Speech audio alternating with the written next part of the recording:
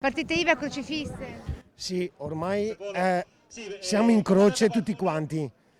È umiliante per me essere qui, però è altrettanto umiliante essere a casa e non poter guadagnare per la mia famiglia, per i miei figli e per il mio futuro. In diverse centinaia gli ambulanti di tutto il Veneto si sono dati appuntamento dalle 11 del mattino davanti alla sede della Protezione Civile di Marghera. Quali sono?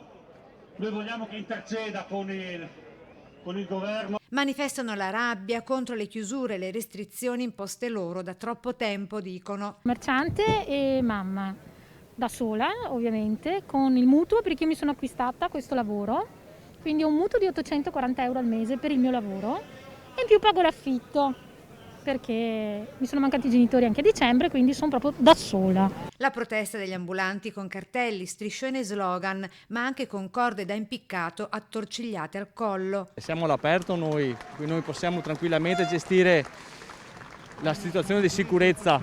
Non è una cosa giusta che ci sono un sacco di attività aperte e noi siamo chiusi, perché se fosse legato alla sicurezza sarebbe chiuso tutto. Per noi ambulanti non alimentare il mercato è vietato, puntualizzano. Per quale motivo i mercati che sono all'aperto sono chiusi ai negozi di abbigliamento, in questo caso da bambini come intimo, come abbigliamento sportivo, come le scarpe sportive, possono vendere la stessa nostra merceologia e noi no? Troppi divieti, pochi ristori, tra gli slogan scanditi. Quello lì è mio figlio, è qui con me.